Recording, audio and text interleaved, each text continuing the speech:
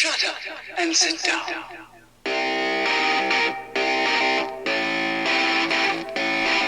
Good evening, everyone!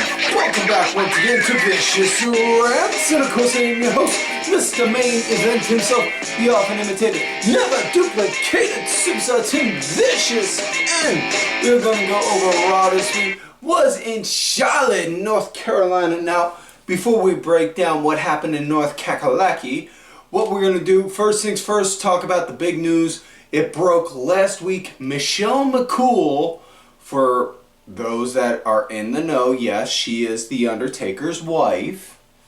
But Michelle McCool is going into the Hall of Fame this year along with Triple H. And honestly, I gotta say, you look over her work, she's earned it. She's earned it because, yeah, she was in that Divas era, and it really... The Divas era was not very watchable and enjoyable for the pure wrestling fan, so to say, but, either way, she was good. She was entertaining. And at the end of the day, it's all subjective. You can make your argument saying, oh, she don't deserve it, this person does, Okay, cool, dude. Whatever. It is what it is. Unless you're going to Stanford and unless you're going to plan on making a trip to go to Stanford to convince them that she shouldn't be in there, all you're doing is just being the grumpy old man yelling at clouds. That being said, though, now that we've gone over that news, let's switch gears and talk about last week via the SmackDown Rewind and the big highlights from last week's SmackDown. Well, excuse me. The show started out with Cody coming out, hyping up the Elimination Chamber match, talking about on how the winner of that Chamber match is going to be facing him at WrestleMania, and he has got quite the stack of potential opponents on his hands. He's got John Cena, CM Punk, Logan Paul, or Drew McIntyre. And then, as he's about to go on, Drew's music hits. Drew comes out looking very much so like Drew, pissed off, angry, jacked, and saying point blank, you should put a little more respect on my name. And then proceeds to go and, I'm summing this up, but he proceeds to then go off talking about his resume, talking about on how he's a legit threat, which he so rightfully is, and then says, come Elimination Chamber, he's going to go through 5 other guys to get to Cody so he can get that title. Then we get Jacob Fatu and Tamatonga's music hits. Jacob comes out, and Jacob gets on the mic saying he's all gas, no brakes, baby. And tonight, when he goes in his triple threat qualifier match for the Chamber, he's going to beat them 2 guys to get to the Chamber, to beat those 5 guys, to get to Cody, so that way he can bring that title back to his family. And as he's going over all of that, next thing you know, they show on the Titantron that Solo pulls up and Cody and Jacob just get this look like, he's here. That mother... And as Cody's about... excuse me, I'm sorry. And as Cody is about to cut right in front of Jacob to get to him, Jacob, he puts his hand out in front of him. I get to have first words with him.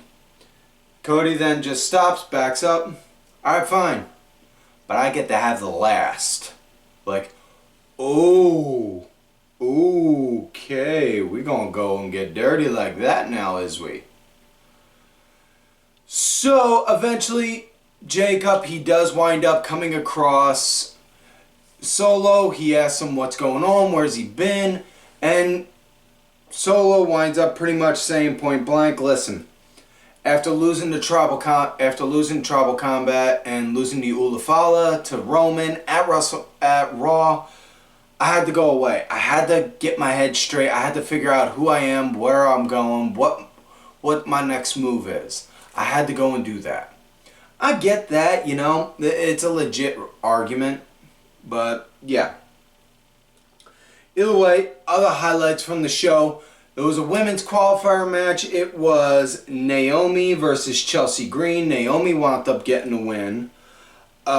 Motor City Machine Guns wound up going against Los Garza. The Machine Guns wound up getting the win there. No shocker. We had L.A. Knight, yeah, dummy, yeah, let me talk to you, going up against The Miz. And this came to be because Nakamura came out doing a segment talking about on how he wants a worthy opponent for his U.S. title. And listen, I know a lot of people are making the argument, oh, he's won the title. He won the title back in November. He's only defended it twice. Oh, this is such a horrible booking. That title's gone down the toilet. Blah blah blah blah blah blah blah blah. Guys, listen, I get it. I'd like to see that. I'd like to see the U.S. title defended on TV more too. However, comma, keep in mind, let's just go into fairy tale land for a minute and believe all of kayfabe is real. If Nakamura is making the argument saying he wants a worthy opponent, one could interpret that as saying, what's the point of defending it if I don't have a worthy opponent to defend it against? Either way, as he's saying that, next thing you know, he gets interrupted by Knight, who then insists he wants his baby back. Excuse me, I'm sorry. I don't mean to keep coughing like this, folks. Then Miz comes out and says, whoa, Shin. Now we're both big stars. Now, granted, you're from Japan, I'm Cleveland boy, but if you want a worthy opponent, I mean, come on. Really? Come on. And then that leads to Knight and Miz. It was a good match. Knight wound up getting the win. We got some serious tension going on with LA Knight and Nakamura, so I'm thinking maybe we're going to get a match with them too for the US title again relatively soon.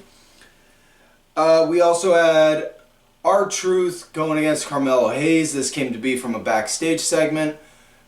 Hayes wound up getting the win, and let's see, we also had women's title match. Tiffany Stratton defending her women's title against Nia Jax. The match, it was a good match. It ended in a DQ because of Candice LeRae. And just as Nia and Candice were doing a 2-on-1 beatdown on Tiffany, Tiff gets saved by Trish Stratus. Thank you, Trish. And then after all that, Charlotte comes out, officially announces that she's going to challenge Tiffany for a title match at WrestleMania, as well as it was announced later that Trish Stratus and Tiffany Stratton are going to team up in a tag match at Elimination Chamber against Nia Jax and Candice LeRae. Score. Again, I say, thank you, Trish. Really need to look up that college thesis. Swear, I really gotta look that up. One of these days. Anyways, then we get the last match on the show was the men's triple threat qualifier match. It was Braun Strowman, Damian Priest, Jacob Fatu.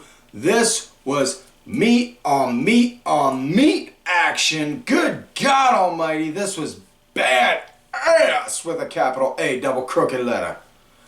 And yeah, I loved it. No other way to put it. I loved it.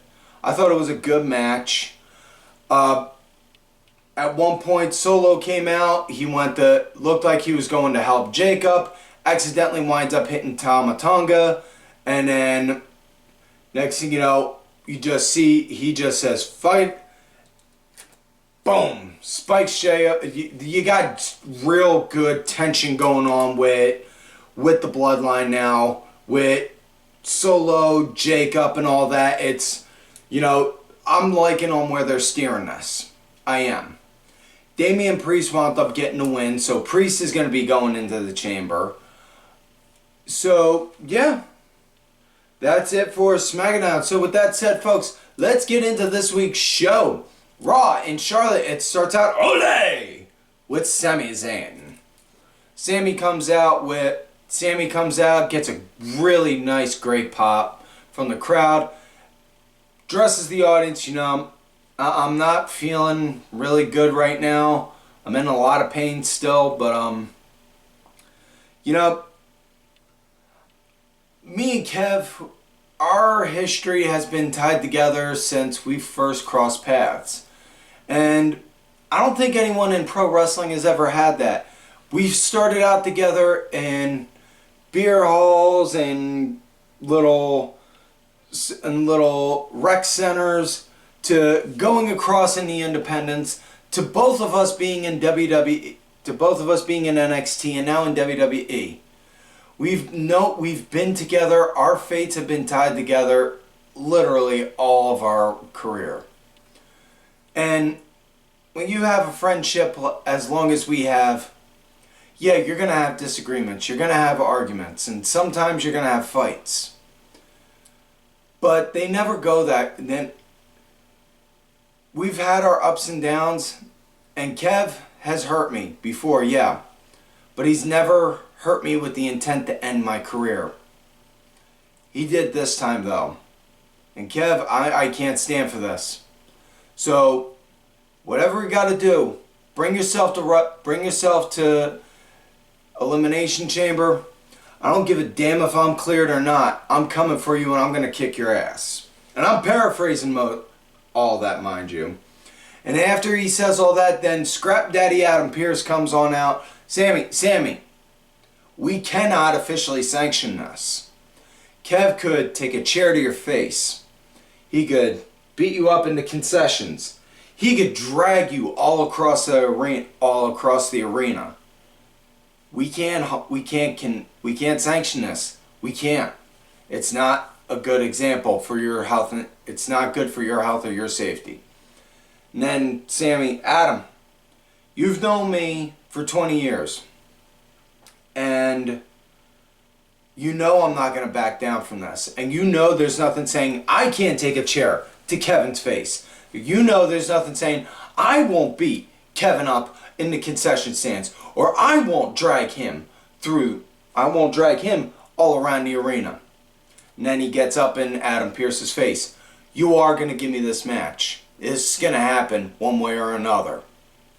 So then Pearce says, alright, we'll get the paperwork to make it official, but it is going to be an unsanctioned match.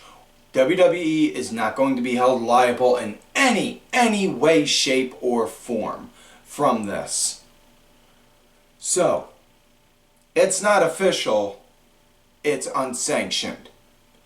So, we're going to get an unsanctioned match between Sami Zayn and Kevin Owens, and let's just dig all the way back to the old Ring of Honor days with Kevin Steen and El Generico. You and I are destined to do this forever. I don't think truer words have ever been spoken in pro wrestling. Kevin Owens and Sami Zayn have been glued to the hip for forever. I could probably do an entire episode here talking about their history. I'm not gonna, but I'm saying I probably could. But in fact, Wade, make a note. We're going to want to talk to Darren, see if maybe he might be interested in doing something like that down the line. Moving forward, though. After that, now we're going to get to our first match of the night. Dominik Mysterio going up against Uncle Allen, AJ Styles. Uncle Allen has returned, folks. Glory be, hallelujah. Now, right at the start, AJ, he was leading in a really kind of aggressive way. Like, I don't want to say it was like he owed him money, but it was just like, man, he just wanted to go and shut him up. And it was just like, ooh, damn, he's hurting that boy. But yeah, Dom started to pick up the pace just literally mere moments before the commercial break. And then after the break, wound up leading some, built up post comeback. It was a good match. It came to an end though. AJ wound up getting Dom, hoisted him up for a pop-up powerbomb. Dom went to go and try and counter it into a Hurricane Rana. One got his body down, but AJ just hooked the legs, positioned himself, and then boom! Hit the Styles Clash for the 1, the 2, the 3. That is it. Excuse me. Next up, we had Ivy Nile versus Dakota Kai. And the winner is the women's number one contender. The number one contender for the Women's Intercontinental Championship, which Lyra Valkyria was watching ringside on. It was a good match. Ivy, she was leading, man. She was leading a good bit, working on Dakota's knee. Dakota, she wound up building up a comeback, fighting like going from the end of the second act of the match up to the end, building up the fight for it. Match came to an end when Dakota wound up doing like this curb stomp like kick, doing like an almost kind of like a curb stomp to Ivy, spiking her head down, where you could even see the ref was going over, checking on Ivy, like putting her hand out like, squeeze my finger, you good? You good? While Dakota was picking her up to go and finish it. But she picked her up, and then next thing you know, hit the GTK. That was it. 1, 2, 3, bing, bang, boom. After that, stare down with Lyra. So next week we should be getting a title match with Lyra versus Dakota for the Intercontinental. Next up, we had Pete Dunne going against Penta, and wow, this was really good. Good, solid slugs right at the start. Pete Dunne, he was leading, ended up up into the break, as well as, for the most part, pretty much the post-commercial break too. I really, really liked this match. It felt like a very good, healthy clash of styles with that Pete Dunne classic catch-as-catch-can kind of wrestling style, and Penta, the lucha, also not afraid to go in, just go at you, balls to the wall kind of style. I liked it. I thought it was good. Match came to an end with Penta. He hit the Penta driver, and he hit the Penta driver on him, and yeah, it was. Wow, yeah. Now, next matchup we had now. Actually, before we do, I forgot to mention Ludwig Kaiser. He was ringside watching after the commercial break. I apologize, folks. I forgot to mention that part. It slipped my mind for a moment. After that, after the match, Kaiser came in, and then there was a brawl between all three of them. So we're probably going to get a triple threat match between them three, probably next week, I would guess. If I'm wrong, feel free to leave a comment on here. Haha, you were wrong. Not the first time, won't be the last. Next up now, we got women's match for the last spot for the women's elimination chamber. Roxanne Perez going up against Raquel Rodriguez, and Raquel, she was leading with the power game, and it was fairly decent. It was like seeing David versus Goliath in a sense, and not just because Raquel's got it looks like at least a foot, maybe a foot and a half on Roxanne, even though that's not really the case. The camera work is phenomenal to make her look more taller and meaner compared to Roxanne. But either way, played the power game. It was a David versus Goliath kind of match. Roxxane wound up getting the win with the Pop Rocks. And so she is going to the Elimination Chamber, even though she did not win at Vengeance Day. This is telling me that she's getting groomed to make the transition to the main roster. And I am all for that. Excuse me. Now we come to main event match of the night.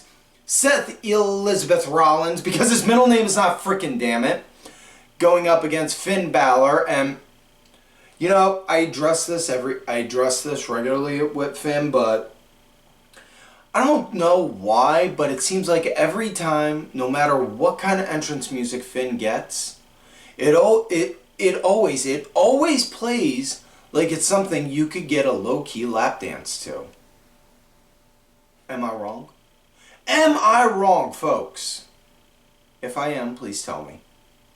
Either way, Finn winds up throwing out a few punches right before the bell, and then the match starts.